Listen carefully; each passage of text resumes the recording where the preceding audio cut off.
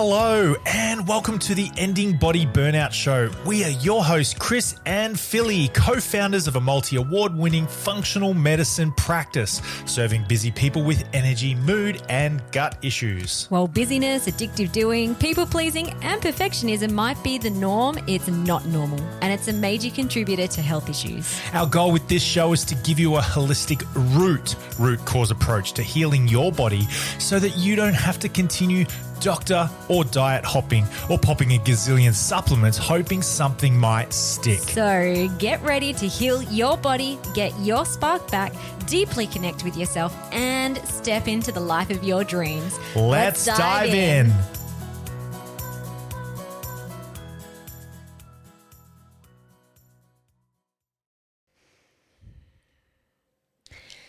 Hello, welcome to the podcast. Today we have 2 episodes for you this week, actually. Don't know if you've noticed, but usually we drop podcast episodes every Tuesday.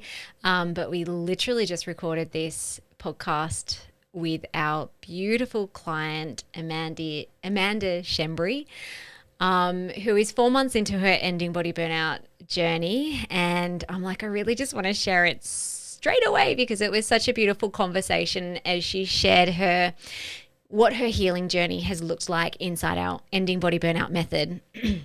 So a little bit about what we talked about. Amanda came to us feeling like her body was screaming at her. She had really high inflammation levels. She had body pain, weight gain, and this had been going on for decades on and off. But things really got worse about 10 years ago post having a relationship breakdown, as well as the pressures of starting her own business.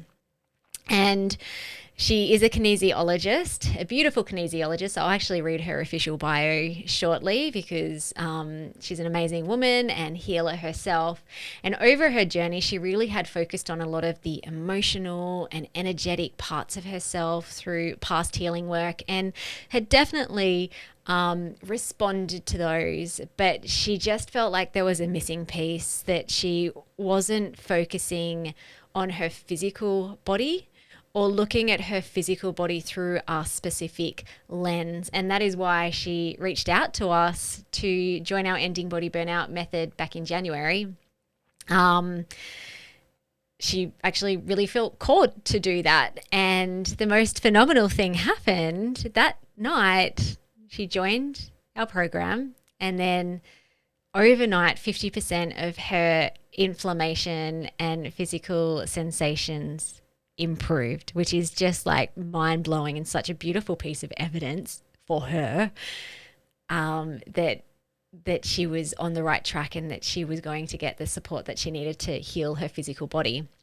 So in this episode today, Amanda dives into what it looked like to dive wholeheartedly into our Ending Body Burnout Method. And what's really interesting about Amanda is that she hasn't yet done the lab testing supplement side of things of our method. That, there might be a future focus for that. But she really went into the metaphysical healing through the lens of healing her physical body. And she had this big belief that her body can heal, and the results speak for themselves. So I'm really excited for you to hear this beautiful podcast episode. A little bit about Amanda. She is a kinesiologist who has spent over a decade helping women with emotional and energetic freedom. And her work is deeply rooted in getting to the core story that they carry in this lifetime and clearing it permanently, which allows them to finally feel free and empowered and deeply connected to who they are. She has over 20 years of experience in healing and transformation, and her message is to not push harder, but clear the resistance that's been silently running the show. She works with women through one-on-one sessions, workshops, and deep transformational journeys where the only thing she guarantees is change. So she already came into our program with so much wisdom, so much of her own embodied experience. So I know that not only will this episode, as you're listening to it, help you to see that healing is possible, and also to give you an insight into a client client's experience of working through the steps in our method, but also she has so much beautiful wisdom to share around the holistic healing process. So if you really resonate with her story and you're seeking a deep, holistic root cause healing approach to end your body burnout, now is your time, wonderful person. So doors to our Ending Body Burnout Method do open next week on the 21st of May. That's the Wednesday. But for those on our wait list, you get a 48-hour early bird access to join early, which is the benefit of that will be that you can secure a spot. Our program isn't a group coaching program. It isn't just a course, although these are elements inside our program. Both of the options of working through the Ending Body Burnout Method does have one-on-one consulting and coaching, root cause coaching support. So we do only have limited spaces. And I think last time I checked, there are about 150 people on the wait list, and we can only allow in 30 max. So jump on the wait list if you're keen. You can join early. Also, when you join early, you get $500 worth of early bird bonuses for those who are on the wait list and join early. And also, our prices for our Ending Body Burnout Method will be increasing next intake. So if you're jumping on the wait list and you're joining up early, you will save up to $1,700 before the prices increase. And we haven't increased the price for the program for a very long time. And yeah, the value and the value that you receive, and also more importantly the results that you can create for yourself inside the method, is definitely worth the dollars that you put into it, and the time and the energy. And one last thing, if you really resonate with this episode and previous episodes that you've listened to, and you're kind of like sitting on the fence around the program, is it going to be right for you? I definitely invite you to come along to our free coaching week next week. So we do a free coaching week during launch week when we open the doors for 1 week, as a way for you to be able to experience what it's like to work with us. Do you vibe with Chris and I? And to really viscerally, experientially experience what it's like to work through our method. So on day one, we're going to focus more on the body system. So what body systems can go out of whack that are causing your body burnout symptoms and inflaming the brain. On day 2, we're going to go deep into the root cause of body burnout, and that's where we're going to step more into coaching you live on the workshop. And then on day 3, it's more of practicing, so experiential practicing to help you switch off symptoms using the power of your brain and your unconscious mind, and essentially becoming your own self-healer. So we're so excited to be able to put that on.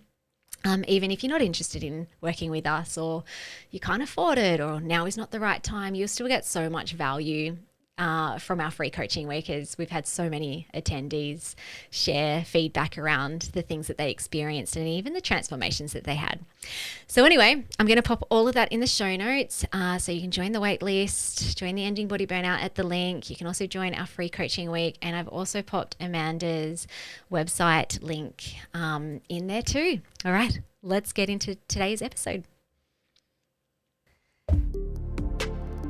Hi everyone, welcome to this episode of the Ending Body Burnout Show. We have a special guest for you today. We have Amanda. Today we're going to have a chat to Amanda. She's one of our clients.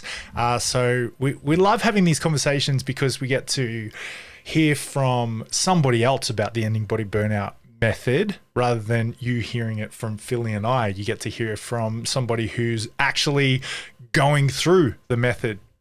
Challenges and wins, successes, or the journey along the way. So it's going to be a good conversation. Thanks for coming, Amanda. Thanks for having me, guys. Thank you. So that, a listener listening to this would have just heard me talk about you and your official bio, but maybe just to kick off, can you share who you are, what you do, and then we'll get into the health journey side of things.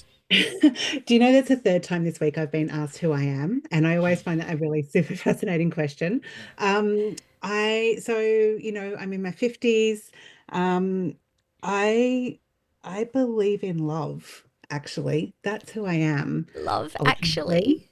Yeah. Like the Um, movie. I love it. yeah, and my life has been about undoing all the things Mm. so that I can live that more wholeheartedly. That's where I really sit. So I'm a kinesiologist. I have my own healing modality practice. And I do that online and I do as much as I can to enjoy simple pleasures every day. That's pretty much, a nice little summary of who I am. Yeah, I love that. I love that. Love. Love.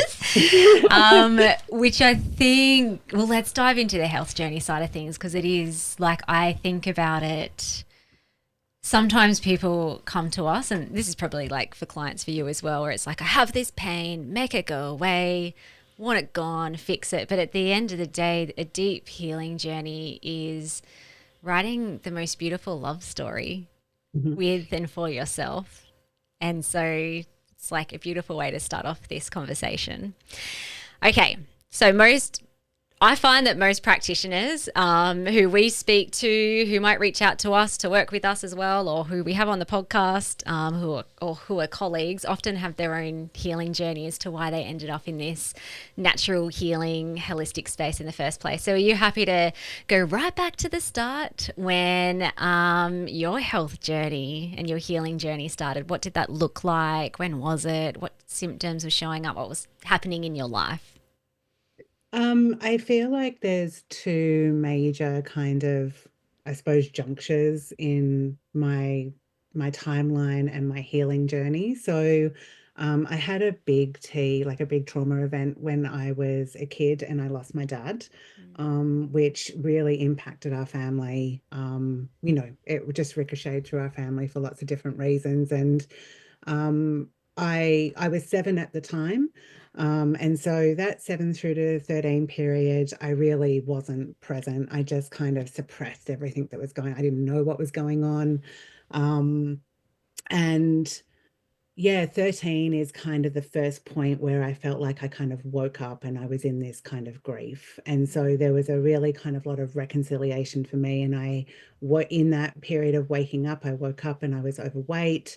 When I was struggling, my self-esteem was super low. Mm. I was a teen trying to figure everything out, right? So it Mm. was pretty chaotic at best. And I just was kind of, going along with what I thought best to do or what everybody else was doing. I didn't have a good sense of myself.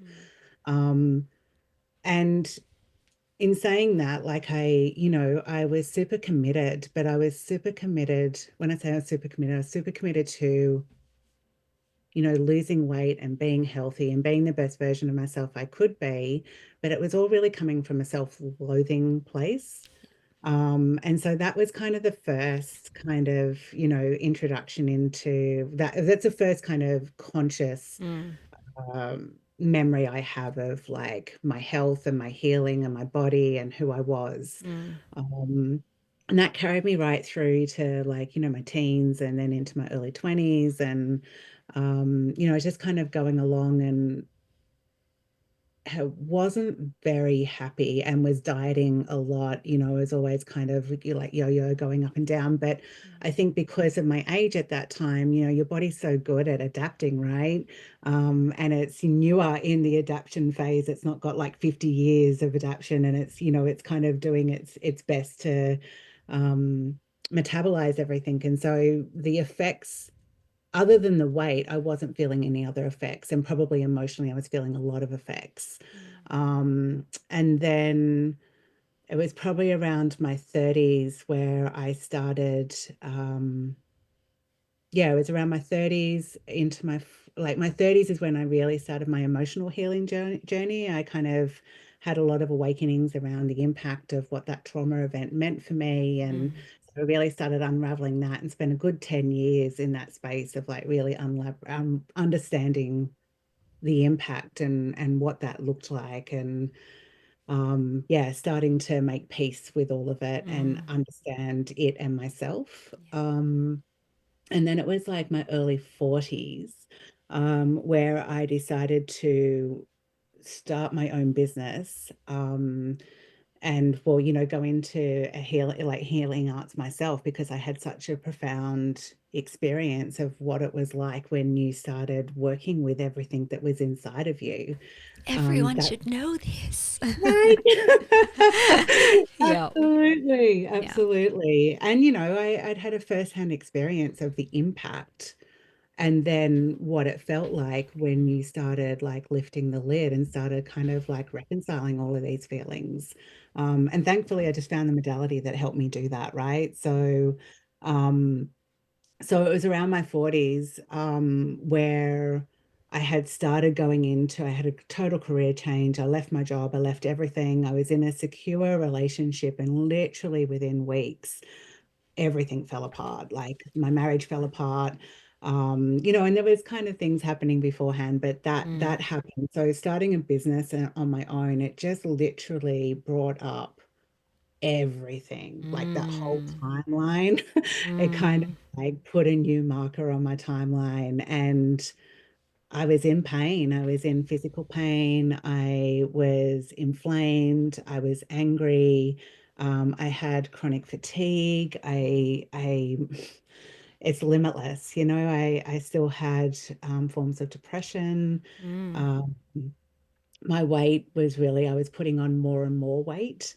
Um, and I was, it was like grieving the loss of a relationship, and at the same time trying to establish a new business all Mm. on my own. And, that was kind of one of my deepest fears, of doing things on my own.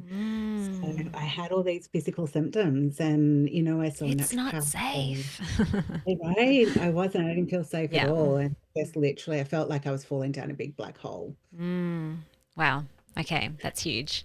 Yeah. So I remember when yeah, no business in the back in the day, and until I did some deep work, and we'll get into what that looks like inside our Ending Body Burnout Method. But it is like it can bring up so much stuff for different reasons for different people. But yeah, totally resonating with what you said. It's scary. It's like risk taking, and especially if you came from you were getting like you were an employee, so you had that nice 9 to 5 regular income, probably another other people working with you to support you, and then this happens, and then also at the same time or very closely you also lost a marriage. That's Mm, huge, like two mm, massive things that I could imagine your whole system would have been, yeah, I whispered you're not safe, because from an insecurity point of view, both financially but then also deeper wounds coming up around that time. It's huge. mm. We talk Yeah. about new levels of growth as well. So I thought I'd just mention this because you had already done so much work, and you responded to the things that you had done too. So it wasn't like anything that you had done in the past wasn't enough or didn't work. It's just that you had a new level of growth in your life, and big things happened to Mm, then cause the safety signal in your body to say, not safe, got to figure some things out. mm. And is this the point that you reached out to us, or what was happening that kind of was I think you came along to our webinar, and maybe through Facebook gods, we found each other. It was Facebook gods, because I literally, so it was 10 years. So 40 was around the time my marriage ended, and I started my own practice. Mm-hmm. And it was probably like 10 years on when I Mm. came to you guys, because it was 10 years of like really trying to figure it all out, Yeah. right? Of going to different modalities and all the rest of it. Mm. When I came to you guys, I just made this like silent little prayer of like, I just didn't know what to do. I had kind of done all the things. I'd been to naturopaths, I'd been to Chinese herbalists, and and I was looking at functional medicine, Mm. and I was tired of doing it on my own. And Yeah. I was just like, the silent prayer I sent up was like, I just want support. I Mm. just don't want to have to figure out this on my own, because I had been figuring it out on my own for so long. Mm. And I was having all these physical flare-ups where, you know, what I was doing wasn't touching the surface. And so honestly, like I think I came on like the day before you guys did the workshop or the masterclass, and I was, and I don't even know how I found you, and so I think it was through the Facebook gods. Usually it is if someone's like, I can't remember how I found you, but I found Uh-huh. you. Uh-huh. Yeah. Yeah. Okay. I love that. I really like, there's so many clients who have shared their story on our podcast, but also who haven't. Like, I really do feel like the people who lean in wholeheartedly and get great results are the ones that like follow their intuition, Mm, not just hastily make a decision of like, oh, quick, I'm like desperately needing to do something. It's actually mm, like, you know what? I'm seeking something and this feels aligned, even if it might feel scary and there might be a bunch of reasons why now is not the right time or you can't afford it or whatever. But when you can drop into that heart space and the deeper part of you that wants the best for you, it's like mm, anytime you listen to yourself, only good things are going to happen.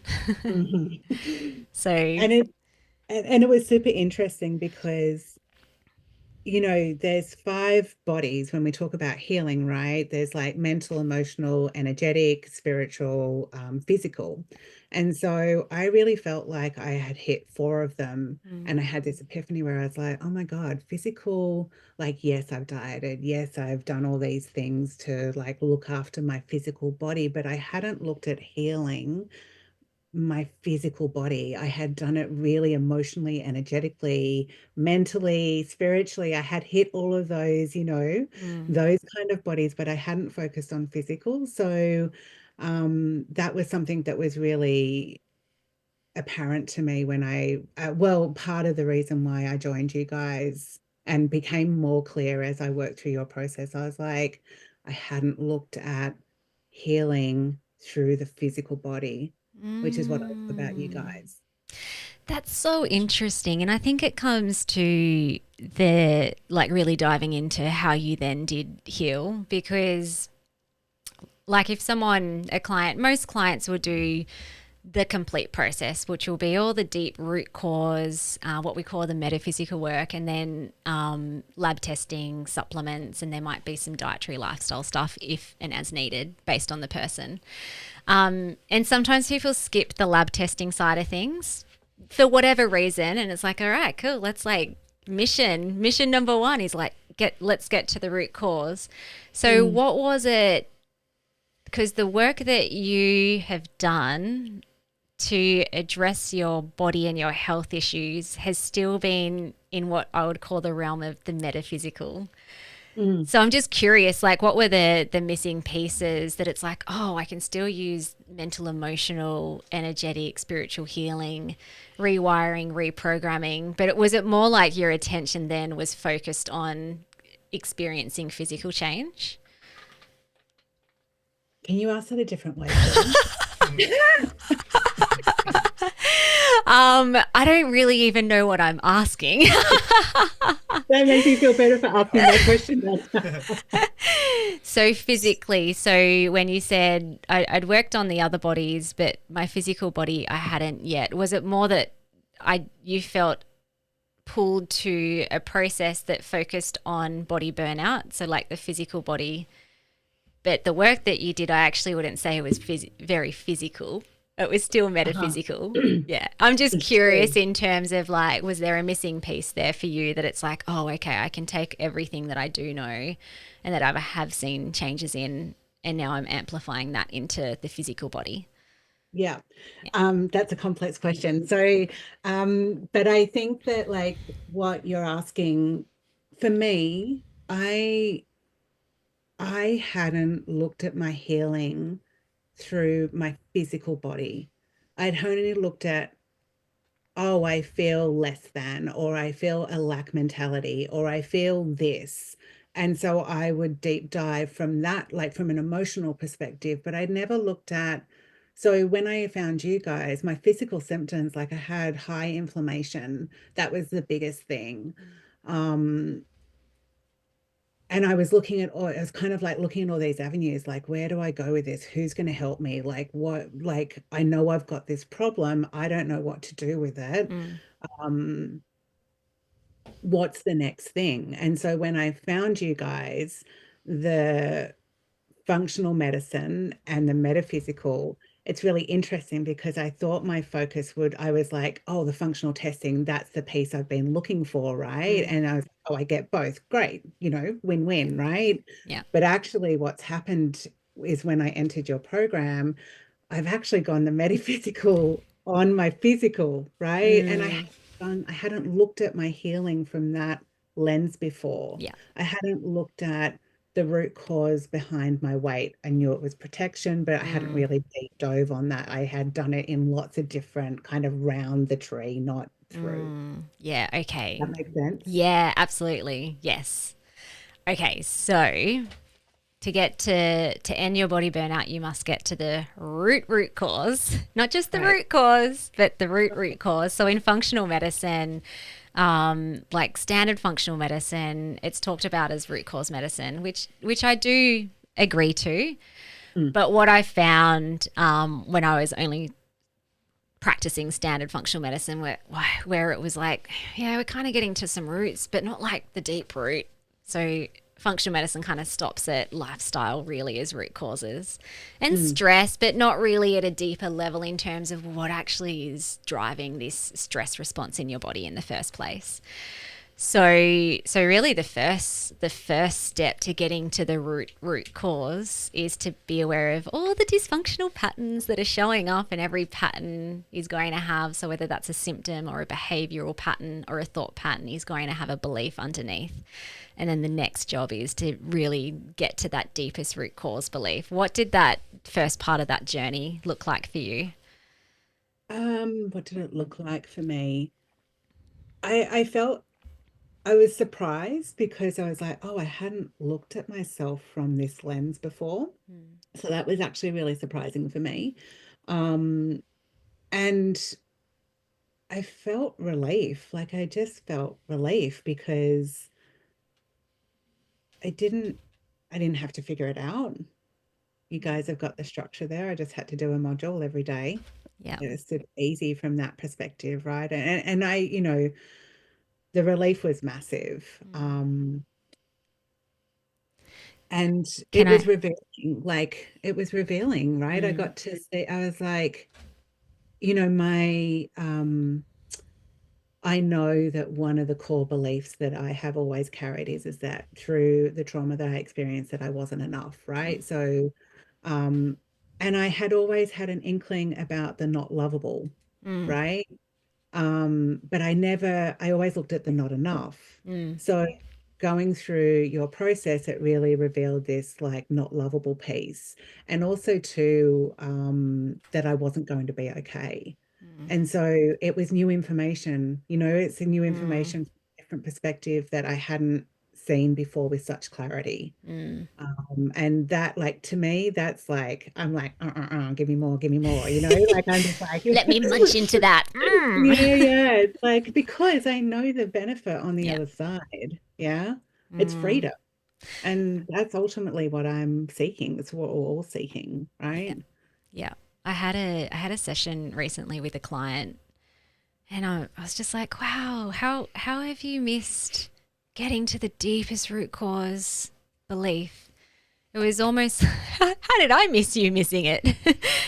and she kind of almost finished. We call it the metaphysical healing, just for those who are listening, the spark process. So we've got answers, spark and shine, and they all align with lab testing, physical healing, lifestyle healing, and then the metaphysical healing.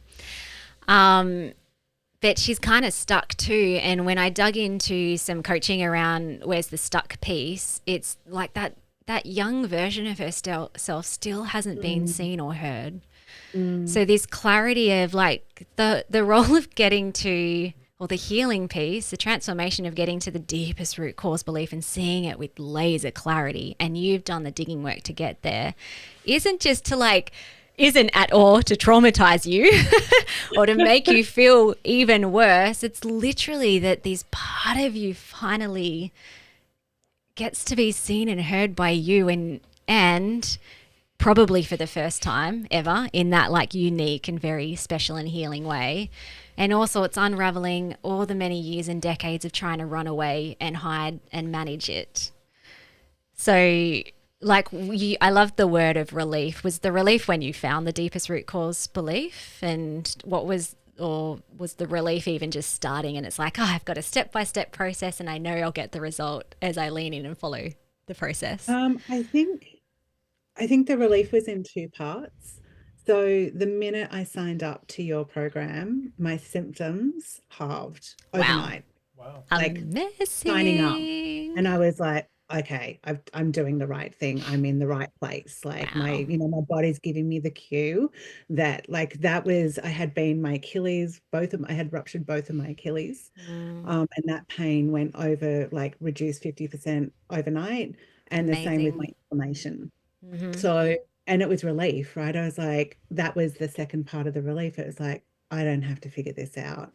I Mm, get to follow a process. I get to be in somebody else's hands instead of trying to figure it out on my own. And that was the relief. And I would say, yeah, they were the two moments of relief, because then when I mm, started working through material and it started revealing, core beliefs, and, as you kind of start working, it was gratitude. I was just so grateful that I was revealing like different parts of me. yeah.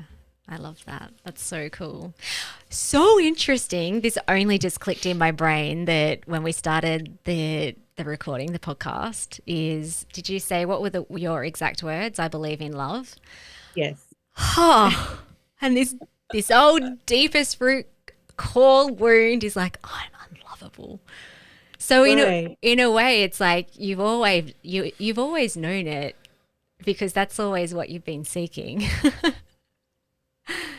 And my name actually means to be loved. Oh wow. Okay. Oh, wow. Yeah. So I feel like it's like a trifecta. It's like this because it's like love is the thing, even when I didn't feel loved. Mm, The desire of love, the wanting to have the experience of it, or knowing that I can be whatever this love looked like, I honestly, I think it's the thing that's kept me alive. It's the thing that kept me going, even when I felt it was hard, or even when I felt unloved. There was this belief in me that there was more than this. And, you mm, know, we know that there's always those two polarities. And I'm so grateful for that love really being kind of my compass. mm, Because otherwise I would have drowned. I would have really got lost. mm.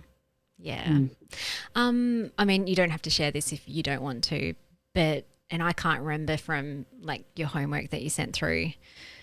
Do you remember the core memory in which that was formed? Was that like around your father's passing, or was that even beforehand? Yeah, no, it was around my dad passing, Yeah.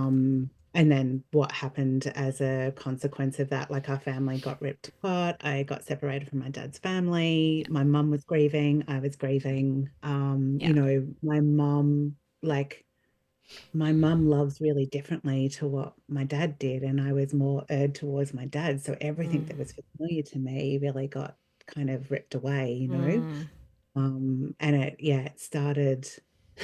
I feel like such compassion when I hear that part. And that's what I really love about this work, actually, is because it allows me to be objective now and just see it as an event that happened yeah. Yeah. that was traumatic. And, to feel that compassion, is super sweet to me, Mm, because I've repeated this kind of event in my life numerous times through my healing journey, but this is the first time actually I've mentioned it, and I've felt this real warmth of compassion towards beautiful. that part of me. So that really speaks to Mm. me. That's so beautiful. That's like a little check in point that I'll get clients to think about too. So when it's like, okay, how, like, is there still work to do around this core memory and this core belief? Mm, And like, this is helpful for listeners too. Like, I'll get them to close your eyes, think back to mm, that time, and what's the very first thing that you think about around that little girl or that little boy. And generally speaking, if there's still this stickiness around the core belief and there's still emotional charge, and that experience and that sense making hasn't been processed and cleared or let go of, then the first response is either fear, disappointment, pity, embarrassment, sadness, loneliness. But when your autonomic response becomes this like heartfelt compassion, love, awe, wonder, like far out, she was awesome. She was so wonderful to get through that. And I've been able to go back to rescue her and give her that, like give her the thing that she didn't have. And to also help her make better beliefs about herself, like literally to rewrite the story. So that's so cool. I love it. Me too. Me too. Do you have, before I ask the next question, do you have anything? You've been writing some little notes. Do you want to say anything, Chris? Number one, I love that your name means to love. So I just checked out the etymology of that. The name Amanda. So that's actually really cool.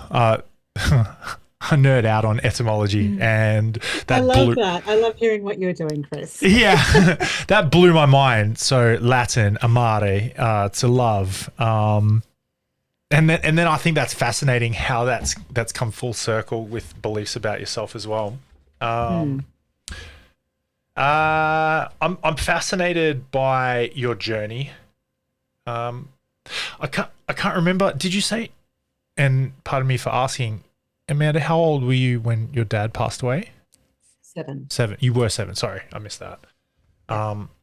Okay. Yeah. So that's been and how old are you now, ish? How old am I?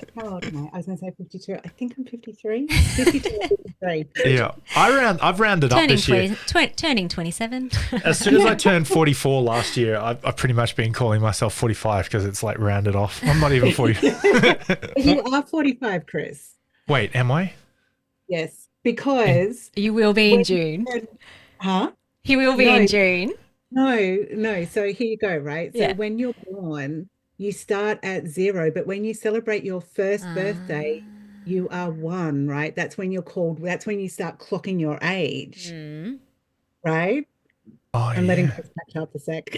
Yeah, you can see my brain is just like, we talk numbers. You need to just make sure you're listening.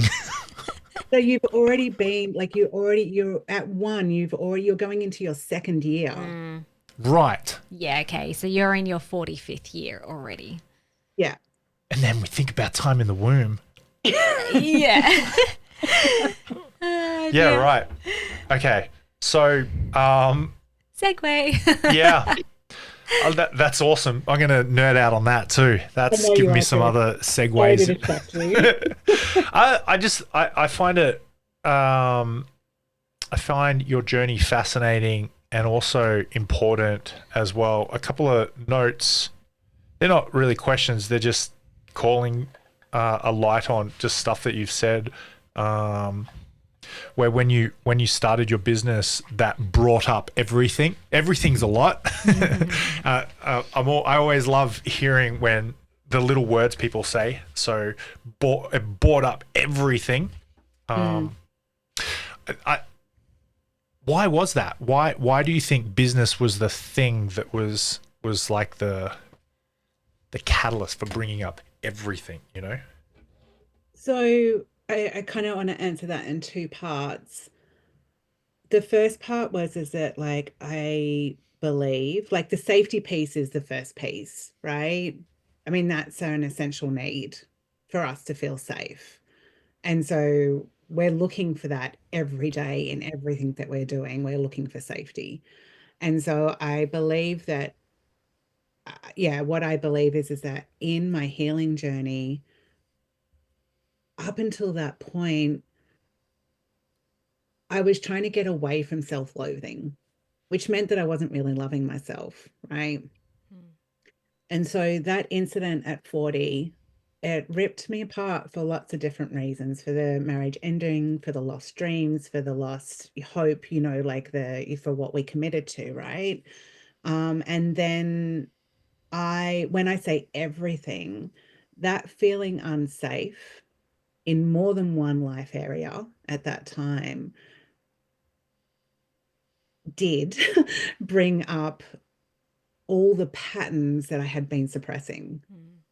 And they literally came up physically because it was too much for my system to handle, Yeah. basically. Yeah. Yeah. So that's kind of, does that answer your question, Chris? Yeah. And how do you think business was I don't know. I'm just thinking of a pimple. I had a pimple. Ooh. I had a pimple today. I woke up with a pimple. You can see it if you're watching the video. That's guys. This is Fred. Fred, guys. So there's if you got a pimple, you can put a little bit of pressure on it, and out it comes. So if business was your pimple, how was or why was business just the perfect squeeze for everything to come up? Like why business? I don't think it was business alone. I think it was business and the marriage ending, Yeah. and it was safety and security, actually. Oh yeah. So Love it. yeah. Mm. So yeah, we had made a lot of decisions together for me to start my practice, and I had his support. And so when we decided that we were separating, that just came away in a hot second, Mm. and my safety and security was, and there was a piece of doing it alone. And, that the agreement that we had was that I would have support, and that support changed. And Mm, so again, safety and security, like, doing it alone, safety and security. mm. And I didn't know what the hell I was doing. Like when we Yeah. start practicing and we start doing a business, like I'm smart and I can do things, but I hadn't done it before, and Mm. the support that I thought I would have literally fell away, so it was big. Mm. Mm. Yeah, that makes sense. I see that too. Like if we come back to old, deepest root cause belief of I'm unlovable, it will show up everywhere. And so it's like you got safety and security, but then also it's often where these deep unconscious core beliefs will really rear their head up in terms of like dysregulation and amplifying the experience that you're having. I don't know, like if this doesn't resonate, just say, but I would make sense of that too, where it's just like, I'm on my own. My marriage is just broken. Another piece of evidence, all happening underneath the surface, but another piece of evidence that I'm not lovable. Oh, I've just started a business, but there's no one here to support me. Where's my crew? Where's my tribe? I've been kicked out. From this like primal safety response of, yeah, I can definitely see how the unlovable stuff amplified everything that was going on. And then, when you're starting a new business, you're putting yourself out there and like fear of judgment and like, is anyone going to buy my thing? Does anyone want to work with me? I'm not getting enough clients yet. And so, yeah, it's all internalizing this deeper unconscious beliefs and wounds. And I want to say, I just want to add to that, Philly, like, yes, to everything that you said. Yeah. And there's, and what happened for me was that I wasn't aware of all that language that you just used, right? Yeah. How it showed up for me, why I say everything, it came up physically. Like that's when I began to become really inflamed. That's when my memory is a little bit hazy of like the timeline of health at times, but you know, depression came up again, like physical symptoms in my body kept rising. I literally couldn't walk up or downstairs for a good 6 months because I Yeah. was so Wow. inflamed. Yeah. So it came up physically in my body because it was like, you can't ignore this. It was so big, it's another big event, right? Yeah. And so the only way that my body could communicate to me was in physical symptoms. Yeah. And it was really hard because I was feeling like it was just everything all at once. Yeah. And then it becomes this cyclical loop too of like low capacity. Now I can't do the things. Now how am I going to survive? There was months where I'd come home and literally I would just watch Game of Thrones back to back every Oh, night. Like wow. I would literally come up and I would get up, I would go and do my work, and I would come home and I would be so exhausted that the only thing that I could do like was eat a block of chocolate because that would give me an energy spike, and I would watch Game of Thrones like maybe 3 like episodes a night, and I did that for months. Yeah. Because that was how I coped. That was all I could do, and because I had to get up and I had to go to work, Mm. right? So I had to survive, I had to live, I Mm. had to, and it was difficult, like having those symptoms and trying to do both. Yeah. Okay. So fast forwarding back to the present, what does it look like for you to reprogram the deepest root cause belief, but also the rewiring and switching off and having physical change in your body? What does that look like for you in terms of practices, processes, or things that you've experienced that it's just like, wow, this is actually working? I think this is what I've loved most about your program is that it's giving me these bite-sized chunks to like go, okay, if I want this, this is what it will look like. If I want to do, and then you guys layer it in, right? There's all these little insertions of like whether they're meditations, whether they're practices, whether it's like writing stuff down, but there's this halfway through your program, there's this reframe. So the reframe for me has been super powerful because it's been consistent. It's just been like little bite-sized chunks. And I feel like it's really helped me. Yeah, I feel like it's really helped me repattern how to like wholeheartedly love myself. Mm. Since it wasn't long after, I reckon it was probably maybe 45, I made this commitment to myself that I was going to love myself. And that was too big a word for me. So all I could say was is that I was going to care for myself. That was the only thing I could kind of conceptualize, because I did it for other people. And your program has really given me the steps, really simple steps, my steps, right? Mm. Because it comes from me of how to do that. Yeah. Um, there was another piece there that I wanted to mention, but I can't remember all of you. I think there was two questions you had, right? It was around reprogramming the deeper belief and then also the rewiring around like the physical body as well. So Oh, accessing oh. the practices, the processes, the coaching frameworks to create physical change and healing in the body. Yeah, that's been a really important piece for me as well, because what happened prior to doing Ending Body Burnout was is that I would have a flare up and it would just activate like like here I am again. Like, it's happening to me, not for me, Mm. that kind of language. And so the physical side of it, it really got me to be in relationship with my symptoms and be curious about them, Mm. and that's what I've really that's been, what's the word I'm looking for?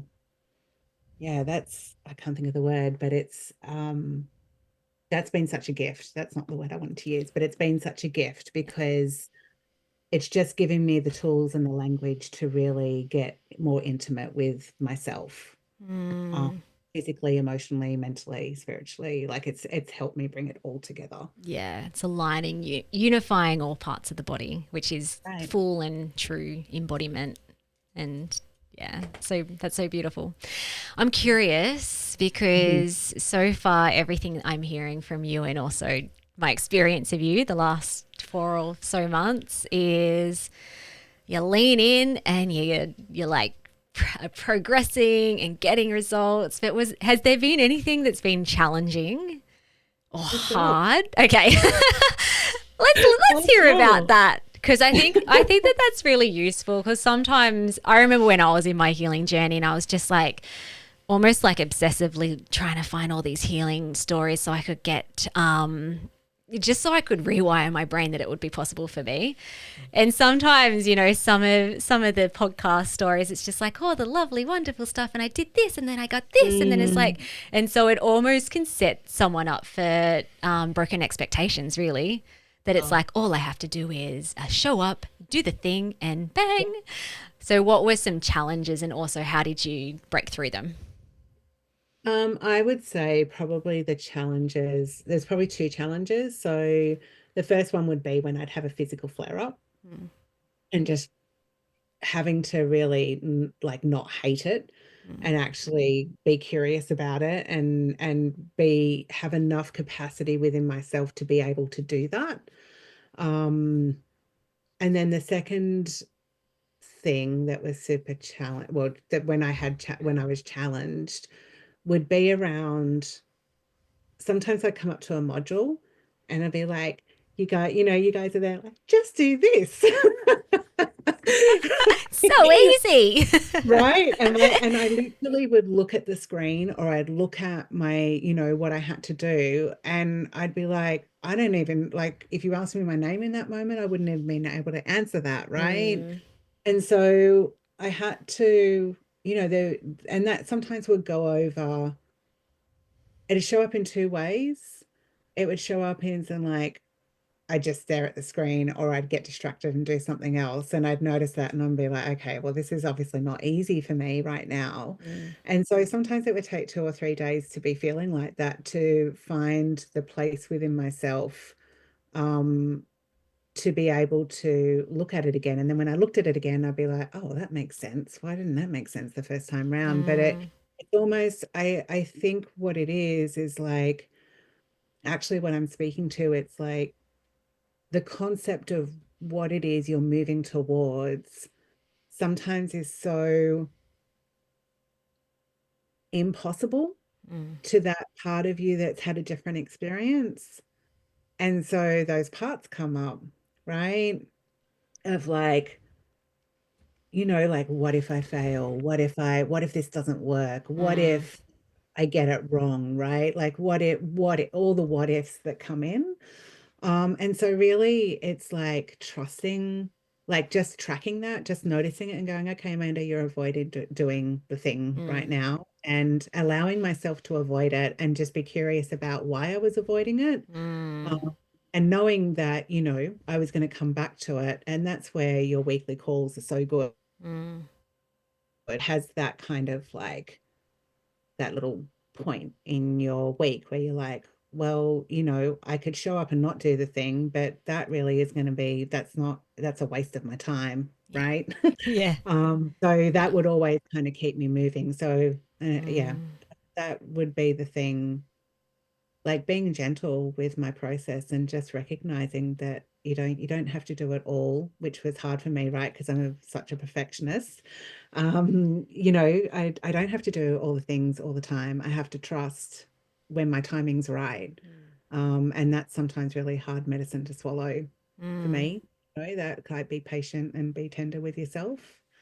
And I would also say it's something that's really deepened, like that tenderness for myself has really deepened through doing this process, which I've really enjoyed. I love it. It's so good. Were you about to say something? You're like, No. I'm enjoying tracking and hearing the story. I feel like a podcast listener today in our conversation. It's been awesome. I'm enjoying it. So do I, actually. I'm kind of like, forget that I'm the interviewer. I'm just like, when you're like in it and you're not thinking about the next question. It's just like, They're like, oh, hang on, now I have to say something. What I love about what you just said too, and this is where I find that clients can get a bit hung up, is that they go into the work with so much self-judgment. It's just like all like enforce, and then shame and guilt if they're resisting or avoiding. They can't even use that language yet, like resisting or avoiding. It's just like, oh, there's something wrong with me. Why can't I just do the thing? Right. So like, I think like there's some lovely learning in what you just shared, is that the faster that you can let that go and just kind of like meet the resistance, let it be there, let it percolate. Because the more you fight against it, the more there will be resistance. But the more you kind of hold space for it and just like, hey, I see you, you're here. What am I afraid of? Or you were talking about the parts, like what parts of me are showing up right now that are preventing me from doing this. Often just being able to hold space and just allowing it to be there for a few hours or a few days is often enough for it to start dissolving. And then it's like, okay, I can move forward now. It's safe to move forward. Right. Totally. Yeah. Yeah. And it's the curiosity that will allow you to heal. The self-judgment will also put the block up.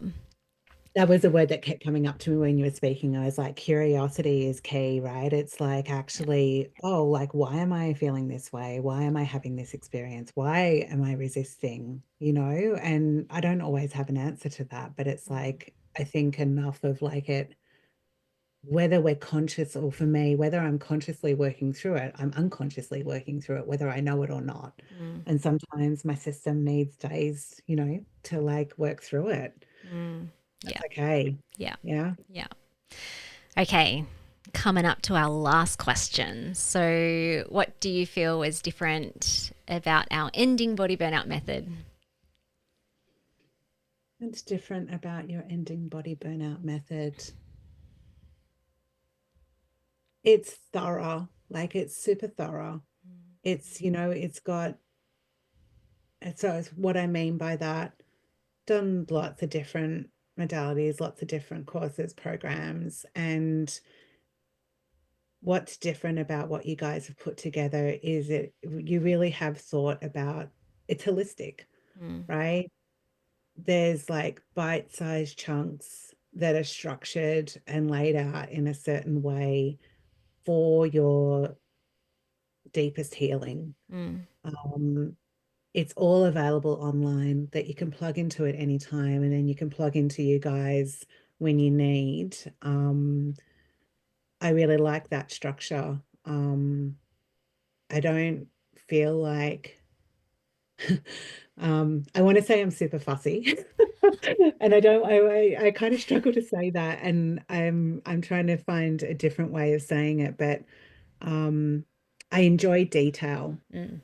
Same. right? And so that's what's different. Like that speaks to me about your program is it's detailed, Mm, and there's a lot, it's always there for you. It's always there for you. And that to me is priceless. mm, Because I enjoy being able to understand. And so you've got so much material there to understand. And then, we've always got you guys to kind of lean on when we don't understand, right? mm. So, um, yeah, I hope that answered your question. Yeah, that's Yeah. awesome. Thank you. Yeah. I'm a very detailed person. I'm like, there needs to be a step here and then here and then here. Chris is more kind of like big picture. So actually we really complement each other, because I think if our program was just very detailed, then it'd probably lose the essence of what we're trying to do. It'd probably be like, can you do this and then you tick this off? Whereas, yeah, so thank you. And the details are important, right? Because they're the steps. Yeah. They're the steps. And when you don't know the steps, there's so much grace in not having to figure out the steps. That's what's different about you guys. Mm, The steps are there. You just have to follow them. You just have to do one at a time, yeah. which is great. Yeah. Yeah. Okay, so 4 months into your ending body burnout journey, what does your body feel like, your health, your life feel like now, today? It's been, it's been, yeah, it's been quite profound. And I want to answer it in two ways. So I think my physical symptoms have definitely, like, I think they're probably about 30% of, like, I'm experiencing them at a 30% level than what I was when they were like 100. Like I was, and I still have flare-ups. Um, but I'm just curious about them. I've got some, protocols in place that I can address them. And then on the other side, some really fundamental, I had to look back at where I started Mm, and what I wanted out of this program. And one of the things was is that I just wanted to show up to mm, the things that were important to me, that I believed were important in achieving the outcome that I want to see. And I am exercising daily, which I excellent. wasn't doing. And something like I want to share that this is quite profound for me, because I've been an emotional eater Mm, all my life. And so that means that would look like never just having one piece of chocolate. It would look at like having the whole block of chocolate, and it would be in one sitting without even kind of looking twice at it, like it would just be kind of vacuumed in a second. And then I'd be like, oh, where did that go? Mm. And over the last couple of weeks, I've really, um, yeah, I've gone to the shops and I've looked at that. I mean, because what I would do is this is what I would do. I would go, oh, I need paper towel. Mm. Actually, the voice behind that would be like, oh, we can get some chocolate. Yeah. Right. And so Two off for I go one. now, right? We're fully going there to get the Mm. chocolate, right? And I've had this experience in the last couple of weeks, and I literally stood in front of the chocolate aisle and then I'd walk away. And it wasn't making myself walk away. It was actually like nothing appealed. Yeah. Um, and I want to say I've also allowed myself to have the chocolate Mm.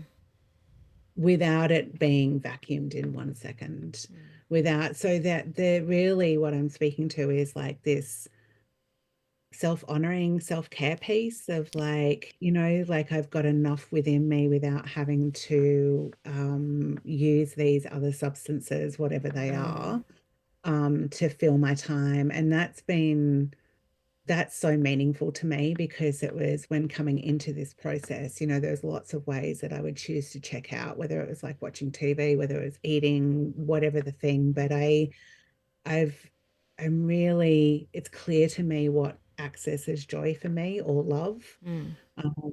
And one of them is cooking whole food, which I've always done, but now I'm taking real joy in doing that and tasting it and experiencing it. So my relationship with food is changing. So cool. Yeah, that's really cool. And it's, for me, again, it's like a self-love piece. Yeah. It's like I'm actually honoring, like it's not honoring, it's like I am, well, it is. I'm honoring the things that are super important to me, that I want to move towards, that I identify as love, and I'm not carrying out the ones that, it's not perfect. It's not seamless. I still have, I ebb and flow between the two. Mm. But yeah, that's what it's looking like for me. And it softens me. Like even describing it to you guys, I feel soft. And I know that I care for myself. And that was one of my probably biggest bugbears coming in, is that I could see the ways that I wasn't caring for myself. And now I can see the ways that I am caring for myself. And I'm doing more of them without having to do it from a place of force, or because I have to. I'm doing it Mm. because I want to, and because I'm important. So Yeah. yeah. So good. Soft, squishy, nice. Lovely. I think of that as just the most beautiful, most feminine thing to say, whereas before there was loathing and disgust and shame and myself force. to do the thing. Yeah, but then what you've just said there is acceptance, it's love, it's, you didn't say this, but squishy, smushy. That's they're Chris words for what you've just said. And I was gonna say, is that how you're feeling, Chris? Is yeah, that how- well, yeah, totally. I feel like such a beautiful, loving, cuddly way of thinking about yourself. Like it's accepting. I love that. I love that for you. It's I enjoy this experience of you. It's beautiful. Yeah. So good. Yeah. Okay, we'd love to hear your last words of wisdom. Oh, yeah. So for those who are listening, who might be really resonating with your story, but struggling in their own health issues, their own body burnout, patterns that are associated to it. And also for those who kind of feel like they've tried a lot of things, or like there's not much hope left. What words of wisdom could you share? The thing that comes up for me is, it's actually a Richard Buck quote where he's like, you're not given the dream of anything that you don't have the tools. It's not quite right, but like the ability to make it happen. Right. So the people that are listening to this would not be in your sphere if they weren't wanting something more.